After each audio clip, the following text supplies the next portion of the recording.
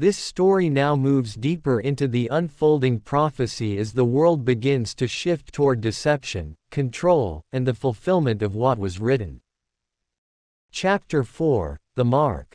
Scripture basis is Revelation chapter 13 verses 16 and 17.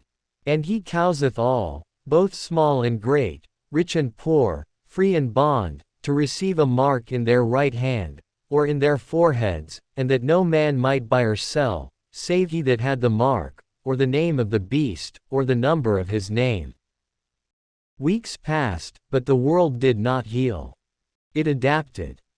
The streets of Chicago, once filled with fear and confusion, now pulsed with a different kind of energy, a hunger for stability.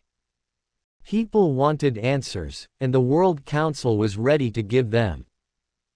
Screens appeared everywhere, on billboards, buses, even storefront windows. The same symbol played again and again, a golden ring surrounding a glowing globe, rotating slowly as a voice spoke with calm authority. Humanity stands united.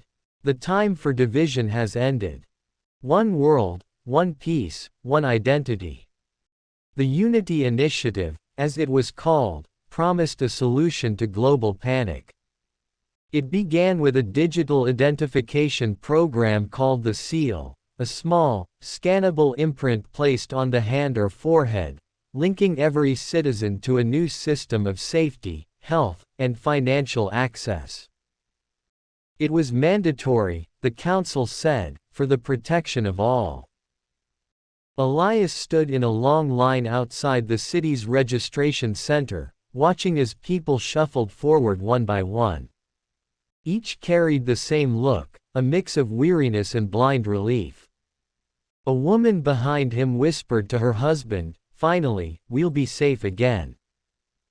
Leah's voice echoed in his memory, "Do not be deceived." He stepped out of line and walked away. He could not explain why, but something inside him recoiled at the idea. It felt like signing away more than his name. Later that night, he found Leah in a small basement where a group of believers met in secret. Candles flickered against the brick walls, and the faint sound of whispered prayer filled the air. When he entered, Leah looked up and smiled faintly. "You didn't take it." He shook his head. "I don't even understand what it is, but something's wrong." Leah nodded.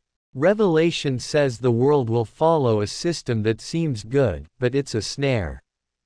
Control disguised as care.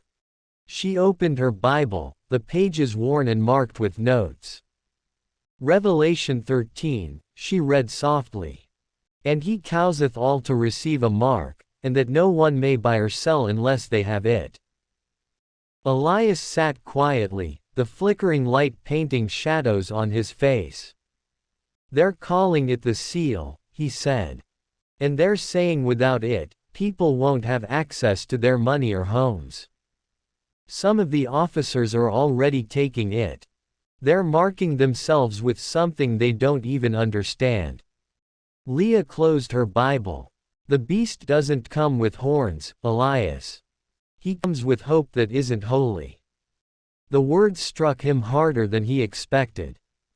By the following week, government checkpoints appeared at every major intersection. Drone patrols hovered over the streets, projecting instructions in calm tones. The seal is safety. Refusal endangers others. Participate in unity. Leah's small group of believers began moving from place to place, meeting in abandoned buildings, always praying, always sharing the word. They called themselves the Remnant, taking comfort in Isaiah chapter 10 verse 21, "The remnant shall return, even the remnant of Jacob, unto the mighty God." Elias, though not yet certain of his own faith, stayed close to them. He had seen enough to know the world's promises were empty. One night, while standing guard outside their meeting, he looked up at the skyline. The lights of the city glowed red through a haze that looked almost unnatural, and somewhere in the distance a trumpet of thunder rolled. Leah joined him quietly. They're closing in on us, she said. More believers have been taken. The council calls it re-education. Elias tightened his jaw. Re-education for what? For believing in truth. For remembering, she replied. For refusing the lie. He turned toward her, his expression torn between fear and resolve.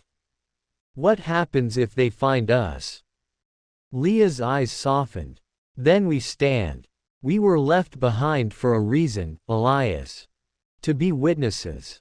To show that even now, even in this darkness, Christ still saves. A distant explosion echoed across the city, followed by the hum of aircraft moving in formation. The world was changing faster than anyone could grasp. Elias looked toward the horizon, where the last line of light faded behind the towers. What if it's already too late? He asked. Leah looked at him and whispered, then we stand anyway. That night, the wind carried the sound of sirens and thunder as rain began to fall again. In the dim light of a broken city, faith stood quietly, holding its ground. The mark was spreading, but so was the truth.